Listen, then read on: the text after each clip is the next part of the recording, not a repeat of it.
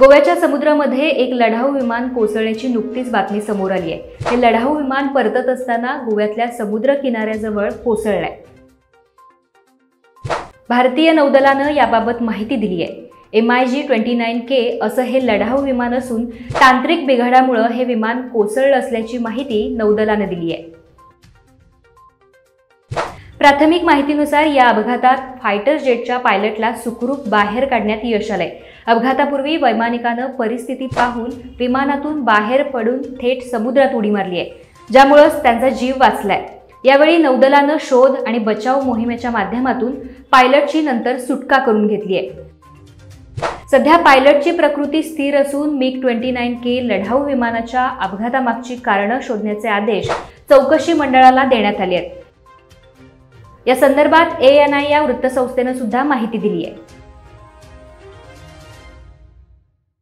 विमानात अडथळे असल्याचं लक्षात आल्यानंतर पायलटनं एअर ट्रॅफिक कंट्रोलरकडे ही माहिती कळवली।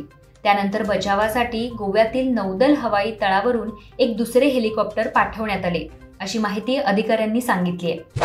MiG-29K हे विमान एक अत्याधुनिक सर्व हवामानामध्ये वाहक असणारं लढाऊ विमान आहे, ज्याचा वेग ध्वनीच्या दुप्पट म्हणजेच सुमारे 2000 किलोमीटर प्रति तास आहे। इतर विमानाच्या तुलनेत हे 8 पट शक्तिशाली आहे। पृथ्वीपासून 65,000 फूट उंचीवर सुद्धा ते सहज उडू शकतं आणि त्याची श्रेणी 2100 किलोमीटर आहे। बॉम्ब, रॉकेट आणि क्षेपणास्त्रे किंवा त्यांचं मिश्रण त्यात सहज बसवता येऊ शकतं।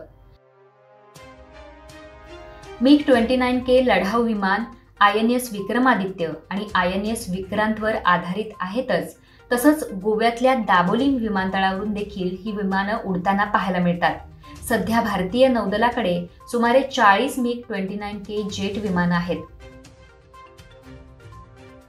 याआधी अशाच पद्धतीची घटना 2020 मध्ये झाली होती, ज्यामध्ये भारतीय नौदलाचे पायलट निशांत सिंग यांचा MiG-29K हे लढाऊ विमान चालवत असताना अरबी समुद्रात क्रॅश होऊन मृत्यू झाला होता। तसंच 2020च्या क्रॅशपूर्वी 23 फेब्रुवारी 2020 आणि 16 नोव्हेंबर 2019 रोजी असे 2 MiG-29K क्रॅश झाल्याची नोंद आहे। याआधी भारतीय MiG-29K चे पहिले नुकसान हे 2018 मध्ये झाले असल्याची माहिती आहे।